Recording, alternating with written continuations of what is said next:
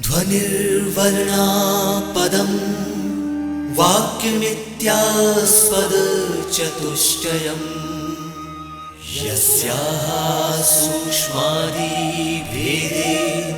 वाग्देवीं तामुपास्महे। मध्य प्रदेश भोज मुक्त विश्वविद्यालय के तकनीकी विभाग का इलेक्ट्रॉनिक माध्यम निर्माण और शोध केंद्र EMPRC प्रस्तुत करता है हिंदी साहित्य विषय पर आधारित ध्वनि कार्यक्रम आदिकाल की सामाजिक और सांस्कृतिक पृष्ठभूमि।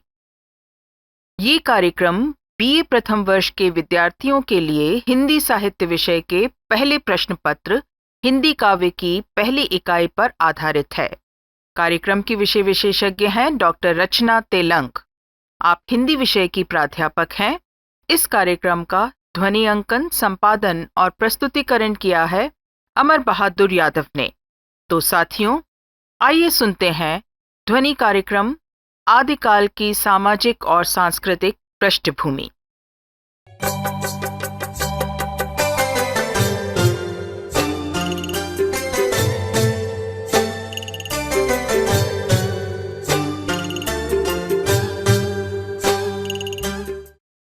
नमस्कार साथियों, मैं डॉक्टर रचना तेलंग, प्राध्यापक हिंदी।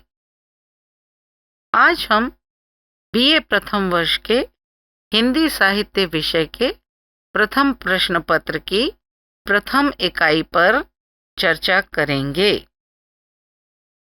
आशा है विषय से संबंधित प्रश्न हल करने में यह चर्चा आपकी सहायता करेगी। तो आइए बात करते हैं हिंदी साहित्य के आदिकाल की सामाजिक एवं सांस्कृतिक पृष्ठभूमि के बारे में।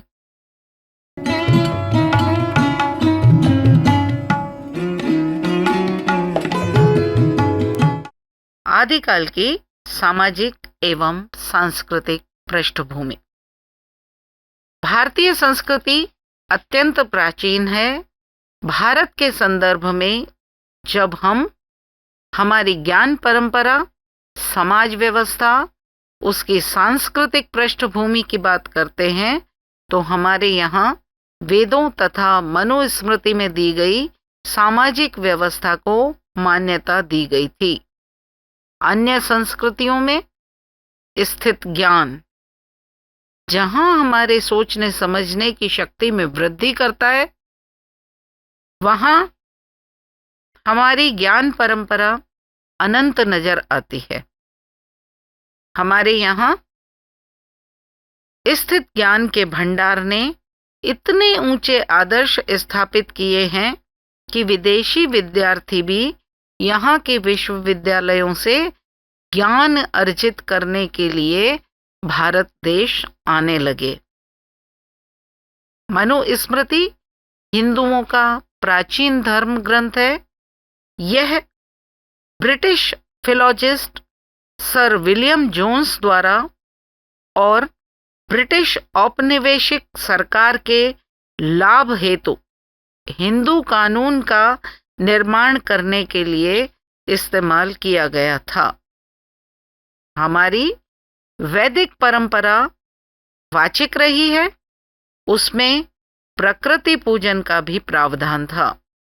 सूर्य, चंद्रमा, पेड़ पौधे, इनकी पूजा इसलिए की जाती थी क्योंकि हम प्रकृति प्रदत्त वस्तुओं यथा दूध, धूप, घी, फल, रोशनी एवं छाया आदि के प्रति अपना आभार व्यक्त कर सकें, उनके प्रति कृतज्ञ बने रहें। इस तरह की जीवन प्रणाली हमारे व्यक्तित्व में श्रेष्ठ आचरण को जन्म देती है।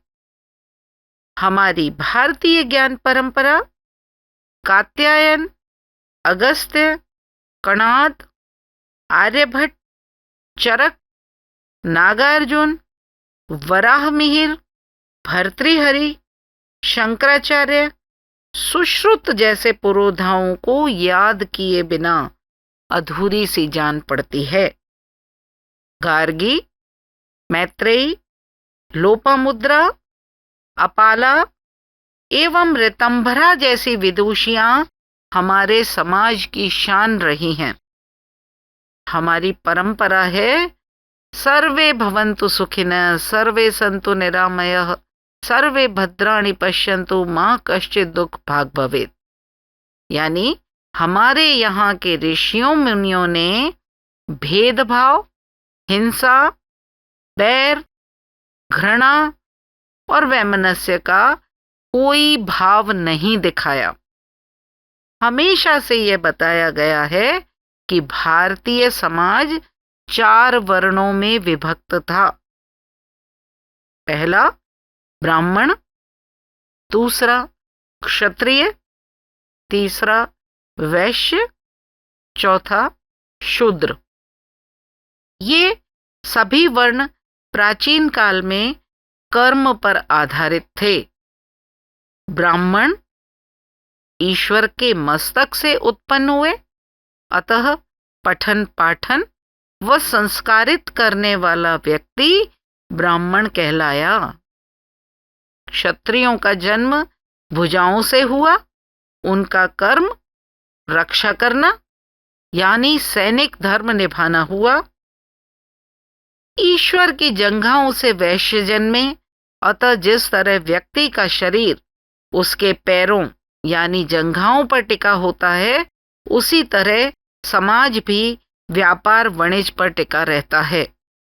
अतः यह कर्म वैश्यों के हिस्से में आया।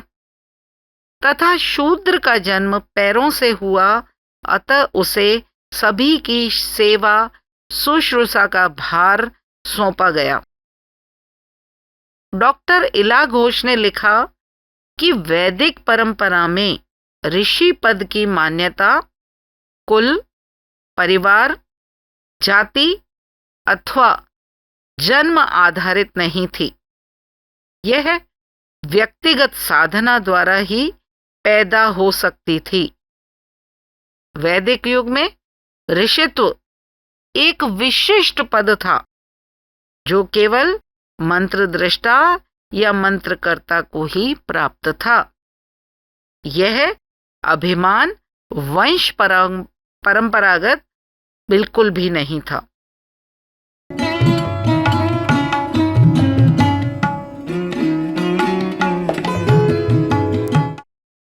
दूसरी बड़ी भारतीय सामाजिक व्यवस्था आश्रम व्यवस्था थी। इसे अत्यंत वैज्ञानिक दृष्टिकोण से वर्गीकृत किया गया था। पहला ब्रह्मचर्य आश्रम, जिसकी आयु सीमा थी 1 से 25 वर्ष, एवं कर्म था गुरु के सानिध्य में रह करके ज्ञानार्जन और संस्कारों की प्राप्ति, नियमों की अनुपालना एवं कर्मठता इसका पहला पड़ाव था। यहां पढ़ लिखकर वह स्वर्ण के समान निखर जाता था। दूसरा आश्रम है गृहस्थ आश्रम, आयु सीमा 25 से 50 वर्ष। यहां रहकर वह विवाह संस्कार में बंधकर संतानोत्पत्ति के माध्यम से अपना वंश आगे बढ़ाता था तथा अर्थोपार्जन कर हंसी खुशी गृहस्थ धर्म का पालन करता। तीसरा आश्रम है वानप्रस्थ आश्रम, आयु सीमा निर्धारित थी 50 से 75 वर्ष। अब व्यक्ति रहता तो घर में ही था, परंतु उसके सांसारिक विषय वासनाओं से दूर होने तथा ईश्वरीय आराधना हेतु उन्मुख होने का समय था। वह परिवार के प्रति अपने दायित्व पूर्ण कर ईश्वर के चरणों में स्वयं को अर्पित करने की तैयारी करता। चौथा संन्यास आश्रम, आयु सीमा 75 से 100 वर्ष मानी गई और इस आश्रम में रहने के लिए अब व्यक्ति को घर गृहस्थी का परित्याग करने और जंगल की ओर प्रस्थान कर इस जन्म के आवागमन से मुक्ति का प्रयास करना होता था। यानी ईश्वर की भक्ति में जीवन व्यतीत करना पड़ता था। ब्रह्मचर्य आश्रम में रहकर धर्म पर आचरण करना होता था। गृहस्थ आश्रम में अर्थ का उपार्जन करना होता था।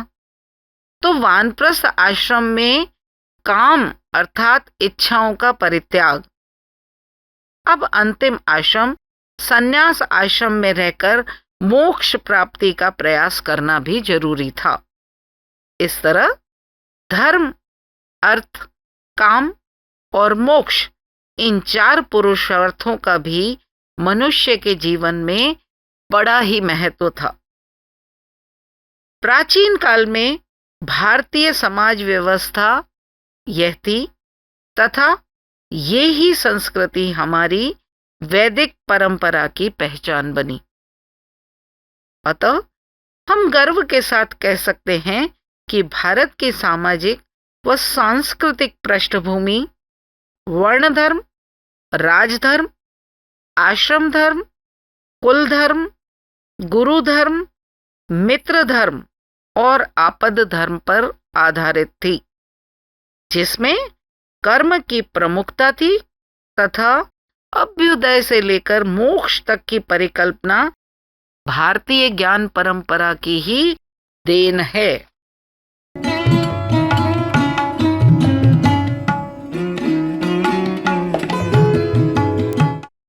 हमारी भारतीय संस्कृति में वर्ण व्यवस्था या आश्रम व्यवस्था का ही महत्व नहीं था, अपितु ऋण और यज्ञों का भी बहुत महत्व था।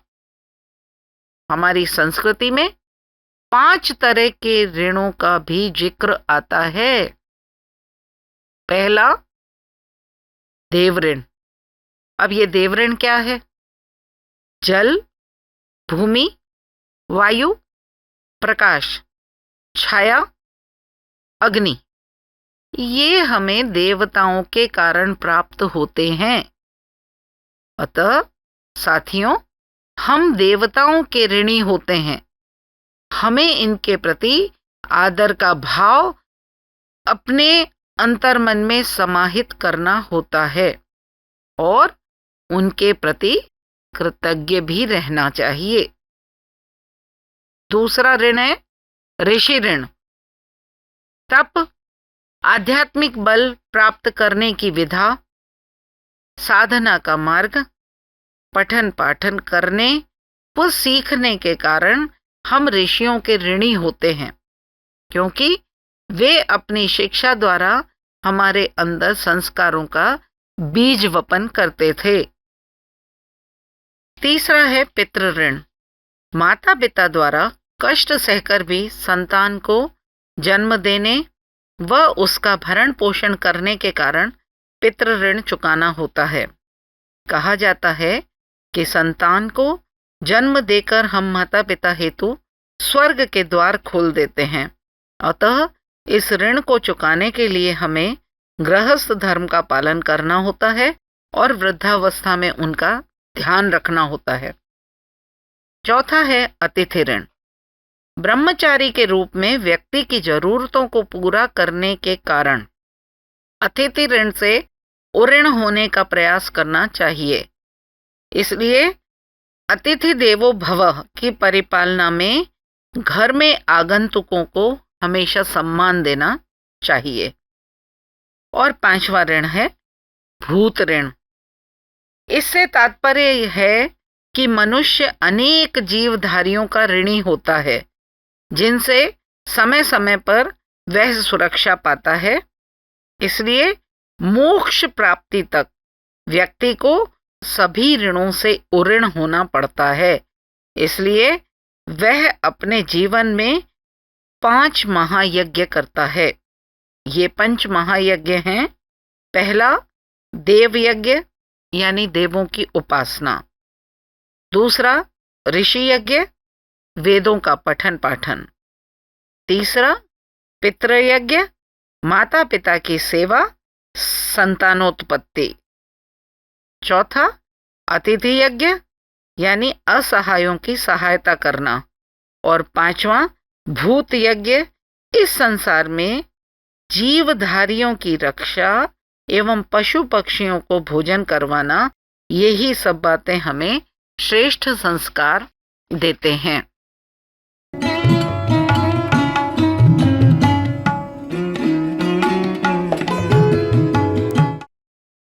यह ज्ञान परंपरा तो प्राचीन काल की थी, परंतु परिवर्तनशील इस समाज में आदिकाल तक आते आते अनेक बदलाव आए, जो परिस्थितिजन्य थे। वर्ण व्यवस्था जाति व्यवस्था में परिवर्तित होने लगी और जन्म पर आधारित हो गई। साहित्य और समाज पारस्परिक निर्भरता के कारण से समाज में जो कुछ घटित होता है, साहित्य में वही सृजित होता है। तभी तो कहा जाता है कि साहित्य समाज का दर्पण है। उसमें वही प्रतिबिंबित होता है जो समाज में चल रहा होता है। इसी तरह साहित्यकार अपनी रचनाओं के माध्यम से समाज को जो संदेश प्रेषित करता है, उसी तरह से समाज में दिशाओं का निर्धारण होता है। यानी साहित्य और समाज दोनों एक दूसरे के पूरक हैं। इसलिए साथियों, किसी भी समाज का साहित्य उठाकर देखा जाए तो उसमें तत्कालीन सामाजिक एवं सांस्कृतिक परिस्थितियों की झलक हमें मिलती है। यह झलक ही हमें समाज को समझने में सहायता प्रदान करती है।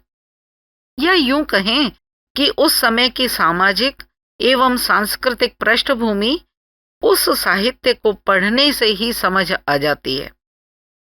आदिकालीन साहित्य के संदर्भ में भी यही तथ्य नजर आता है।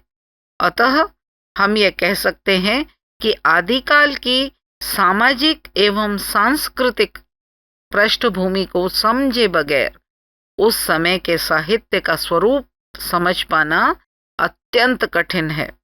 यही कारण है कि आदिकाल की सामाजिक एवं सांस्कृतिक गतिविधियों का रेखांकन साहित्य की दृष्टि से अत्यंत महत्वपूर्ण है।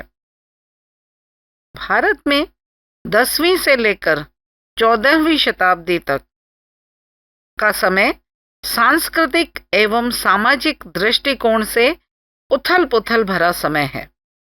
इस्लामिक आक्रांताओं ने अपने उन्मादपूर्ण आक्रमणों से भारत की सामाजिक व्यवस्था को तितर पितर कर दिया। कहने का तात्पर्य यह है कि भारतीय परिवेश में विशृंखल शक्तियों और आक्रमणकारियों ने सामाजिक व्यवस्था को बिगाड़ दिया। सम्राट हर्षवर्धन के निधन के पश्चात तो अनेक राज्य सिर्फ अपनी सीमाओं को सुरक्षित करने में ही लगे रहे। राष्ट्रीय सुरक्षा का भाव उनकी स्वयं की सुरक्षा के घेरे में फंसकर तिरोहित हो गया। जयचंद और पृथ्वीराज के आंतरिक क्लेश व संघर्ष ने देश की सामरिक क्षमता को ठेस पहुंचाई। इसी कारण क्रूर आक्रांताओं का उत्साह बढ़ा, क्योंकि उनके द्वारा किए गए आक्रमणों में उन्हें सफलता मिलती गई। महाराज पृथ्वीराज की पराजय के कारण दिल्ली पर गुलाम वंश, तुगलकों और लोदी वंश का साम्राज्य स्थापित हुआ। समाज में अनेक कुप्रथाओं ने जन्म ले लिया। अस्पृश्यता, अंतर्विवाह जातियों में, बाल विवाह, देवदासी प्रथा, पर्दा प्रथा जैसी अनेक बातों ने जन्म लिया। अनेक विदेशी आक्रांताओं के कारण अंधविश्वास, बहुपत्नी प्रथा, पाखंडों का बोलबाला हो गया। धर्म में रूढ़िवादिता का समावेश, अशिक्षा और अनैतिकता के दोहरे मापदंडों के कारण सामाजिक व्यवस्था का ह्रास हुआ। विदेशी आक्रमणकारियों ने जैसे ही देश का प्रशासन संभाला, वे यहाँ की सामाजिक और सांस्कृतिक समृद्धि को नष्ट करने में तत्पर हो गए। इसी तरह से सामरिक परिस्थितियों ने राज्याश्रित कवियों को अपने अपने राजाओं के यश का गायन करने को मजबूर कर दिया। वे सिर्फ आश्रयदाता राजाओं का यश गान करने तक ही सीमित हो गए। इसका परिणाम यह हुआ कि आश्रयदाता राजाओं का यशगान करने की प्रवृत्ति से अनेक रासो ग्रंथों का निर्माण हुआ, यथा पृथ्वीराज रासो, बीसलदेव रासो, हमीर रासो इत्यादि।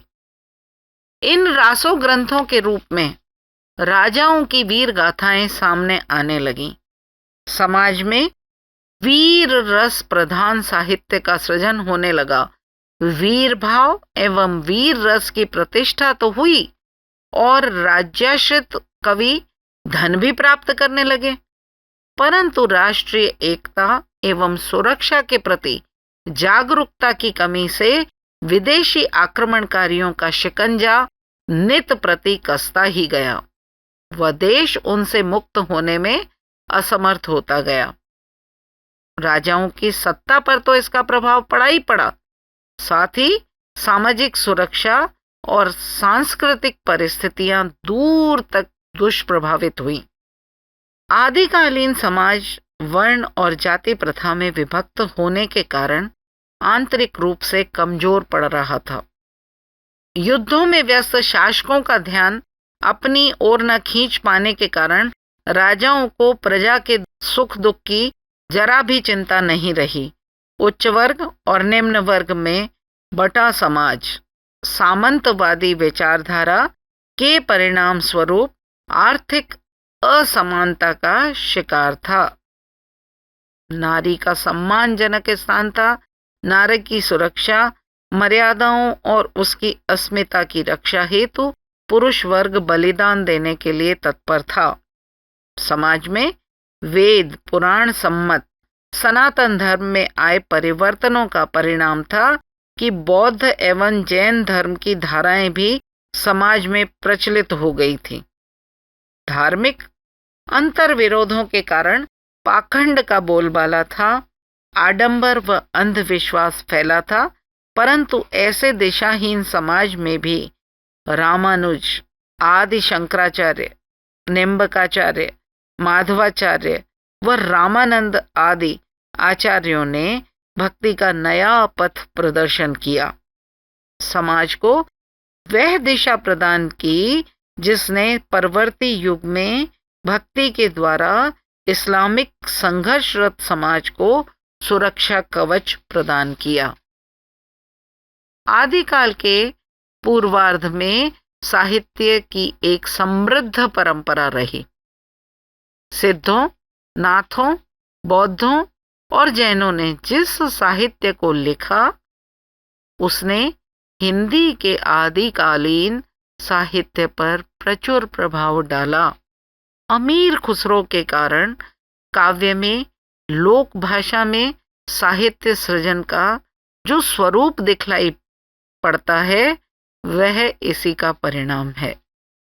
विषमताओं से भरे इस काल में राजनैतिक, सामाजिक, धार्मिक, आर्थिक, सांस्कृतिक संक्रमण के बावजूद भारतीय ज्ञान परंपरा का लोप न होना एक महती विशेषता रही। राज्याश्रित, धर्माश्रित एवं लोक काव्य में साहित्य लेखन की परंपरा हमारे साहित्य को समृद्ध बनाती रही।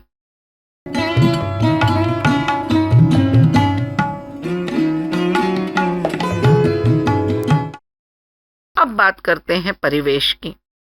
साहित्य हमेशा से ही नवीन भावों की अभिव्यक्ति का स्वरूप होता है। उस समय की चेतना का सामाजिक प्रतिबिंब होता है। उसे इसीलिए समाज का आईना कहा जाता है। तत्कालीन परिस्थितियां तथा उस युग का परिवेश साहित्य की प्रवृत्तियों में झलकता है। आदिकालीन साहित्य युद्धकालीन परिवेश को दर्शाता रहा है। उस समय काफी अशांति थी। और राजपूत राजाओं ने स्वतंत्र राज्यों की स्थापना कर ली थी। हमेशा युद्ध की जलती आग में उतर जाने की उनकी आदत ने उन्हें शक्ति विहीन करने में कोई कसर नहीं छोड़ी थी। वे सिर्फ शक्ति प्रदर्शन व वीरता दिखाने हेतु ही युद्ध छेड़ दिया करते थे। कोई खास उद्देश्य से युद्ध नहीं करते थे।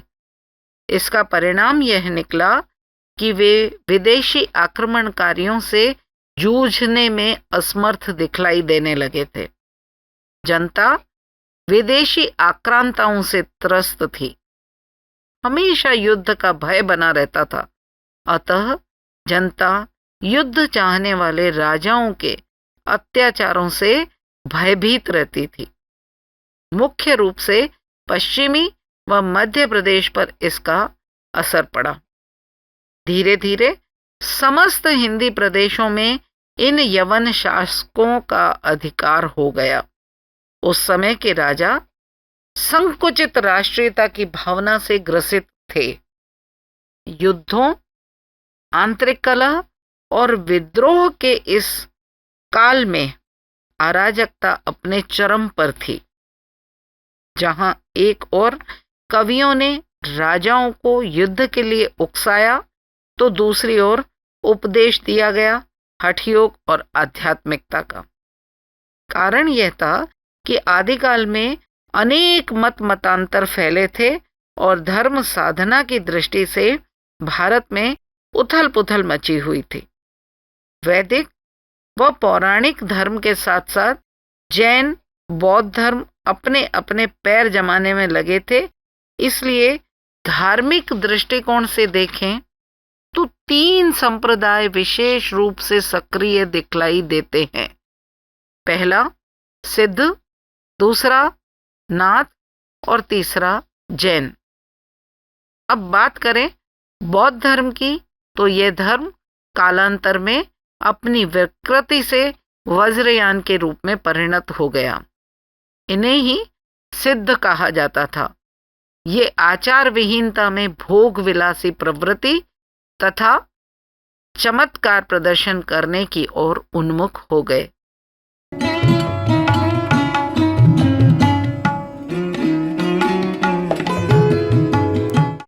सिद्धों ने अशिक्षित एवं निम्न वर्गीय जनता को मूलतः प्रभावित किया। 12वीं शताब्दी में सिद्धों के बोलबाले की प्रतिक्रिया में नाथ संप्रदाय उदित हुआ। नाथ संप्रदाय में जीवन को अत्यधिक संयम से, अनुशासन में रहकर, सद आचरण के बल पर ईश्वरीय सत्ता से हृदय के अंदर ही साक्षात्कार करने की भावना निहित थी। इनके प्रचार प्रसार में गोरखनाथ जी का विशेष योगदान रहा। कहा जाता है कि राजपूत राजा अहिंसा पर आचरण करने वाले थे। वे जैन तथा बौद्ध धर्म में विश्वास करते थे। उन पर शैव मत का अधिक प्रभाव था। गढ़वाल राजा स्मार्त थे। मालवा नरेश वैदिक धर्म को मानने वाले थे।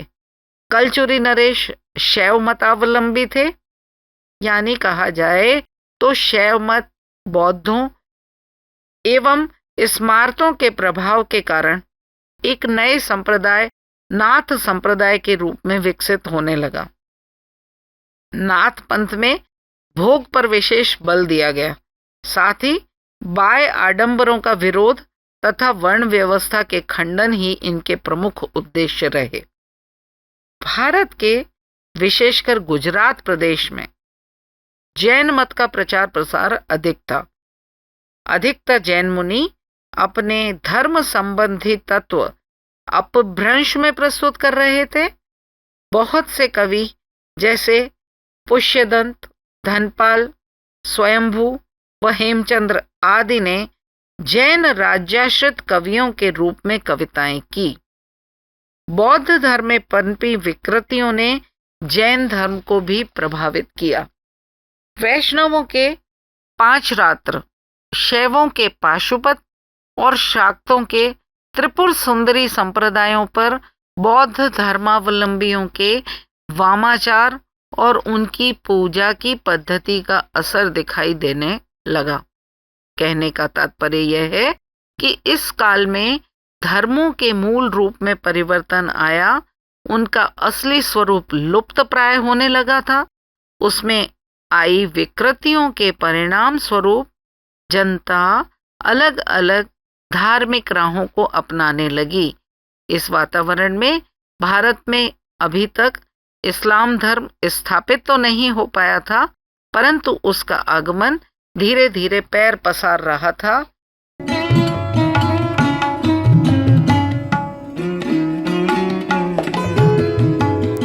यह तो थी उस समय की सांस्कृतिक पृष्ठभूमि।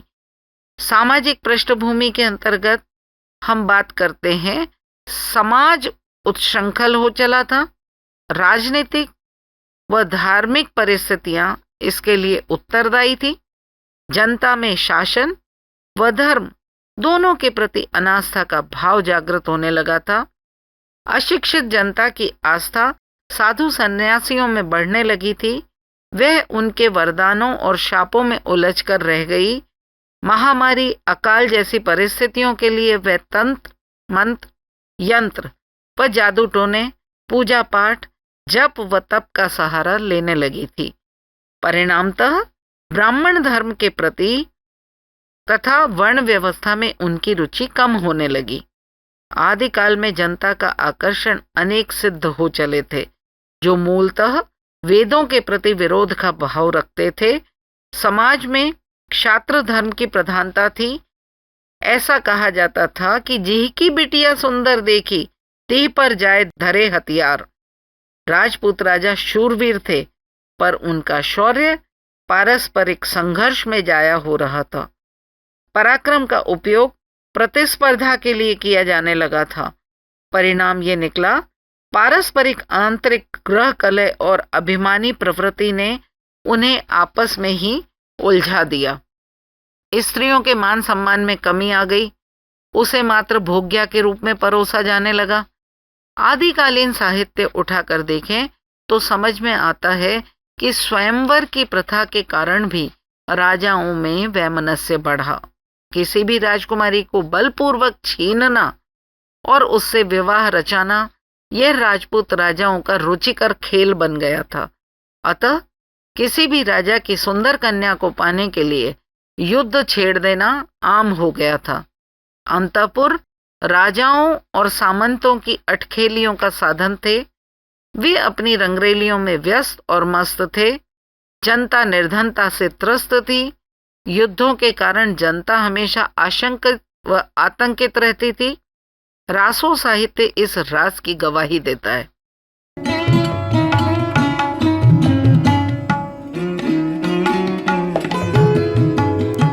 साहित्यिक पृष्ठभूमि की बात करें साथियों, तो यहां साहित्यिक स्थिति पर दृष्टिपात करते हैं। आदिकाल में जो साहित्यिक त्रिवेणी बह रही थी, उसमें रचना धर्मिता का क्या स्वरूप था। पहला, संस्कृत में रचना कर्म दिखलाई देता है। दूसरा, प्राकृत व अपभ्रंश में रचनाएं लिखी जा रही थी। और तीसरा, हिंदी में साहित्य सृजन भी किया जा रहा था। 9वीं से 11वीं शती तक कन्नौज व कश्मीर में संस्कृत साहित्य का बोलबाला था। पुराणों व स्मृतियों पर टीकाएं लिखने का प्रचलन था। काव्य शास्त्र व ज्योतिष संबंधी मूल रूप से कई ग्रंथ भी लिखे गए। आनंदवर्धन, मम्मट, कुंतक, क्षेमेंद्र, भोज, राजशेखर, भवभूति, विश्वनाथ और हर्ष जैसी प्रतिभाओं का साहित्य इसी युग की देन है। अपभ्रंश ने इस युग में धर्म भाषा का स्वरूप ग्रहण किया। अपनी मौलिकता की दृष्टि से देखें तो पुष्यदंत, हेमचंद्र, धनपाल और स्वयंभू का साहित्य के क्षेत्र में महत्वपूर्ण स्थान था। जनता की मानसिकता व भावों का प्रदर्शन चारणों व भाटों की कविताओं में हिंदी में किया जा रहा था। सांस्कृतिक पृष्ठभूमि पर दृष्टिपात करें तो सांस्कृतिक दृष्टि से भारत शिखर पर था। राष्ट्रीय एकता का मुख्य आधार हिंदू धर्म और संस्कृति थे। प्रसिद्ध इतिहासकार अल बरूनी लिखते हैं कि हिंदू कला के अत्यंत ऊंचे सोपान पर पहुंच चुके हैं। मुसलमान जब उनके मंदिर आदि को देखते हैं तो आश्चर्यचकित हो जाते हैं। वे ना तो उनका वर्णन कर सकते हैं और ना वैसा निर्माण ही कर सकते हैं। ऐसे उच्च कोटि के मंदिरों का निर्माण आदिकाल में हुआ। पुरी, वेलोर, आबू, खजुराहो, भुवनेश्वर व कांची के मंदिर इसी युग की देन है। चूंकि मुस्लिम संस्कृति आदिकालीन हिंदू संस्कृति पर अपना प्रभाव डालने लगी थी, इसलिए यहाँ की वेशभूषा, मनोरंजन, आहार आदि पर मुस्लिम संस्कृति का रंग चढ़ने लगा था और हिंदुओं की वास्तुकला, संगीत, आयुर्वेद व गणित मुस्लिम संस्कृति को प्रभावित करने लगे थे। इसलिए अगर यह कहें कि भारतीय संस्कृति अपने मूल से कटकर अपनी परंपराओं से दूर होकर मुस्लिम संस्कृति से गहरे से प्रभावित होने लगी थी तो अतिशयोक्ति नहीं होगी। तभी तो दोनों संस्कृतियों में परस्पर आदान प्रदान किया जाने लगा। हिंदुओं के गायन, वादन एवं नृत्य कला पर मुस्लिम संस्कृति का प्रभाव देखा जा सकता है। हिंदू उनके अनेक वाद्य यंत्रों से भी परिचित हुए, जैसे तबला, सारंगी आदि। अतः आदिकाल की पृष्ठभूमि में कला की चेतना की दृष्टि से देखें तो वह उत्कृष्ट भारतीय संस्कृति के रास एवं इस्लामिकता के मिश्रण की अजब सी कहानी दिखलाई देती है।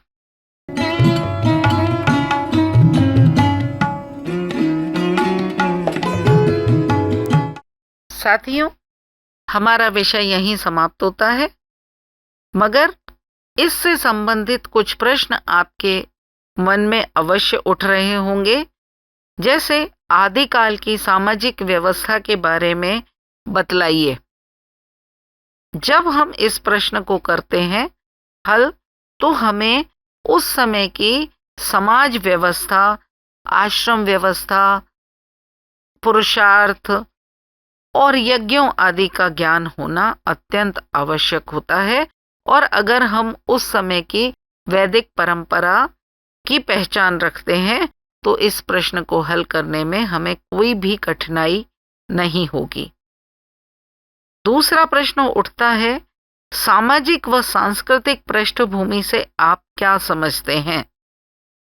सामाजिक दृष्टि से समाज में किस तरह का वातावरण था, किस तरह का साहित्य सृजन किया जा रहा था, किस तरह का आचार व्यवहार था, किस तरह से दो संस्कृतियां आपस में मिल रही थी। इन सब चीजों को जब हम ध्यान में रखते हैं तो सामाजिक और सांस्कृतिक पृष्ठभूमि के बारे में आसानी से लिख पाते हैं। अब एक प्रश्न उठता है कि आश्रम व्यवस्था क्या है? जब हम हिंदू धर्म की बात करते हैं तो ऋग्वेद कालीन व्यवस्थाओं से परिचित होते हैं, साथ ही मनुस्मृति में दिए गए हमारे सामाजिक व्यवस्था से परिचित होते हुए आश्रम व्यवस्था का जिक्र करते हैं, जहां पर मनुष्य की न्यूनतम आयु 100 वर्ष मानी गई और 100 वर्ष के अनुसार उसके जीवन में 25-25-25-25 इस तरह से 4 भागों में 4 आश्रमों की व्यवस्था की गई और उसमें उसके जीवन को 4 तरह से बांटा गया: ब्रह्मचर्य आश्रम, गृहस्थ आश्रम, वानप्रस्थ आश्रम और संन्यास आश्रम। अब जब हम इनकी बात करते हैं तो हमारे मन में पुरुषार्थ कौन कौन से हैं, ये भी जिज्ञासा उठती है। तो हमने अपने अध्ययन के दौरान पाया कि धर्म, अर्थ, काम और मोक्ष, ये 4 पुरुषार्थ ही हमारी भारतीय संस्कृति के मूल में निहित हैं और आश्रम व्यवस्था के अंतर्गत रहते हुए इन 4 पुरुषार्थों के बारे में हमें जानकारी मिलती है। इसी तरह से ऋणों का और यज्ञों का हमारे जीवन में क्या महत्व है, तो हम अपने अध्ययन के दौरान जान पाते हैं कि ऋण चुकाना हमारी भारतीय संस्कृति में अत्यंत आवश्यक माना गया था। और क्योंकि हम अपने बचपन से लेकर के अपनी मृत्यु तक जिन जिन लोगों से जो जो प्राप्त करते हैं उसको चुकाना हमारे लिए मुख्य कर्म होता है, और वो हम देवताओं, ऋषियों, माता पिता, अतिथियों और सामान्य जन के प्रति हमारा क्या कर्तव्य है और किस तरह से हम उनके प्रति अपनी कृतज्ञता को ज्ञापित कर सकते हैं, उन सब चीज़ों के बारे में हम जानेंगे। लेकिन साथ ही साथ हमको इस बात का भी ध्यान रखना पड़ेगा कि प्रकृति हमें किस तरह से ढेर सारी ऐसी वस्तुएं देती है जिनके उपभोग से हम अपना जीवन बहुत ही सफलतापूर्वक बिताते हैं। तो लोगों के साथ साथ, इन सभी लोगों के साथ साथ प्रकृति के प्रति भी हमें ऋणी होना पड़ेगा। इस तरह से यह विषय यहीं समाप्त होता है। अगली बार हम फिर से किसी विषय को आपके समक्ष प्रस्तुत करेंगे। धन्यवाद।